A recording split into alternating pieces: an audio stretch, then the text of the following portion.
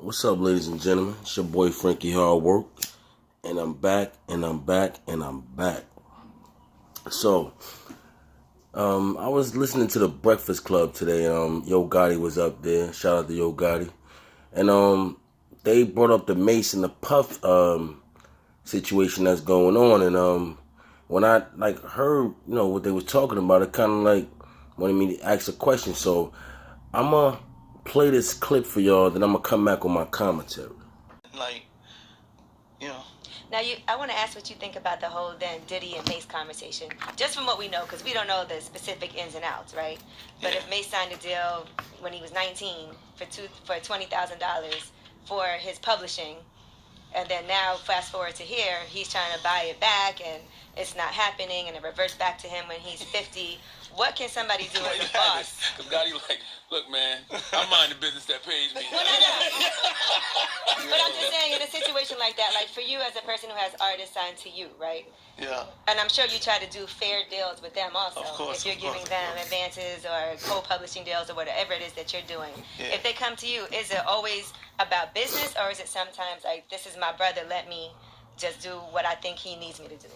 Well, it's two different questions. Let's just talk about the business first. Okay. Before we talk about my artists. But business is business in general. You know what I'm saying? Like, so you knew what you was saying and you knew what you was done, and I'm pretty sure you made a lot of money along the way, and you became who you became. So I don't think you could complain about somebody else believing in you and investing their money, and more than their money, they time in you. You know what I'm saying? And what if they wouldn't have invested that initial money and time in you? Would you even be here? That's one way to look at it. You know what I'm saying? Okay. But I also think, because I'm an artist and executive, I also think an artist should be in the most fair position as possible. So I don't think none of us know the true business. Like, Right. I think he put a number on what he tried to buy it for. Is that what it's worth? Is it not? I don't know. Like, if you're trying to sell something that costs $50 million for $1 million, is you not real for not taking the one? Right. When it's really worth 50. Right. You know what I'm saying? Like, maybe you my homeboy, and I ain't gonna charge you 50, but I may charge you 20 or 25. I'm gonna give you the 50% discount. So we don't know what the true business is to be speaking on it. You know what I'm saying? Details. Hold on, let me read you something. Nah, but I read what you. Nah, I ain't read all of it. Come on, get it. He's like, come on. Hold on, you an executive. Okay. I just read the headlines. All right, if you're an artist, Let's say Mase. Mase had a co-publishing deal. He's always had a co-publishing deal, which he has significant ownership and gets paid substantial royalties. 2 years after Mase signed his first deal with Bad Boy, his deal was amended and he received a 7-figure artist advance. In 2004, his deal was again amended before his comeback, and again he was given another 7-figure advance. He was also encouraged to start his own label under a competing record company, which was unheard of at the time because he had one successful album. Yeah. So what's the question? I'm just telling you, as an executive, that sounds like if that was you laying that out for an artist. Meaning you gave him let's say, would you feel like you owed him anything? 7-figure advance. He never put out an album. He retired from the game. Then came back. You gave him another $7 million. So that's what I'm saying. Like, Yes. it's two sides to every story. Right. Like, We don't know all the specifics. You don't know the of each side. specifics, and did you make money? Did you lose money? Yeah. We don't. It's hard to speak on people's business when you don't know what really happened. You know. I'm back, and I'm back. So yeah, now we all know that Puff had the long speech about basically empowering and taking back from artists taking power back or whatever. And Mase, the day after that, Mase came out pretty much challenging Puff for his publishing, to buy his publishing back. And I don't think Puff responded yet, but this pretty much came out. I think it was an article out there that pretty much was talking about Mase and Puff deal that they had when it first happened. And I know you heard it. He basically bought the Puff basically bought Mase publishing for $20,000 when he was 19 years old. But then on the other hand, you hear all the stuff that was done after that. Okay, now you heard how he said he basically got three advances, and he got a label deal, and he got a bunch of other stuff. And, he made a lot of money. We all know Mase made a lot of money. So, I need to ask this question. Do you think that Puff was wrong? Do you think that Puff was wrong for the deal that he gave Mase at 19 years old, knowing that he was like in the business longer than him or whatever? Or do you think that he was just being a businessman?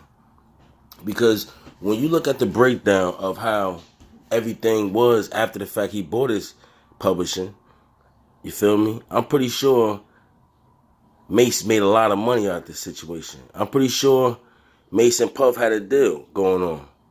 And Mase was 19. He probably was young. But, I mean, you got to know what you're stepping into. Like, we can't always blame the record label at the end of the day. You got to know what you're stepping into. Sometimes people and then you got to think about, sometimes people take the money according to their situation. You know what I'm saying? And maybe his situation wasn't all that good at that time. Maybe he needed that money. You understand? But then at the same time, if you listen to what Yo Gotti was saying in his interview, he turned down $2 million. So sometimes you gotta, sometimes it may look good, it may look pretty, but it's not. You just gotta go for the longevity. Like, he didn't have to sign. He didn't have to sell his publishing. He didn't have to do it. It ain't like put a gun to him and told him, look, give me your publishing, and I'm gonna give you $20,000 after I rob you.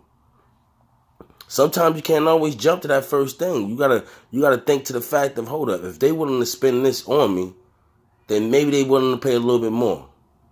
And maybe I should just keep my publishing. You understand? Especially nowadays. Because think about it. It was an interview on Vlad, the dude, Jason Weaver. Excuse me. That played on ATL. He was supposed to be he was in the movie, Lion King. He did the singing and all. I think he was Simba. He did the singing and everything. And he said that they offered him $2 million. And everybody was ready to take it. But then his mom sat back and said, you know what? Let's work out a way to pretty much, get this money over time. You know what I mean? Get royalties and things of that nature. Instead of just jumping on that $2 million. And then it ended up turning out that was the most money he ever made. And he still makes money to this day. And you know how long ago when that was with the Simba and Lion King came out? Like 20 years ago. At least. And I think it was longer than that, but I'm just saying at least 20 years ago. So all I'm saying is, to me, I've been wanting to make the story about the Mase and Puff thing, but I wanted to sit back and wait and see what Puff was going to say, or even see if it was more information come out, because I like Mase. I like his music and everything like that, but sometimes you got to, hear two sides of the story. You understand? Sometimes you got to hear two sides of the story when you're dealing with Mase. I mean, no disrespect to him. He's a good dude, but, sometimes you just need to hear both sides of the story. You understand? So I want to know how you feel about that. Do you think Puff was wrong, or you think Puff was being a businessman? Or do you think Mase was jumping too fast at that time and should have waited his options out, or whatever you think? Just let me know how you feel about it. It's your boy Frankie Hard Work. I need y'all to like, comment, subscribe, share this video. I need y'all to go follow me on Frankie Hard Work 1 IG, and y'all be easy out there.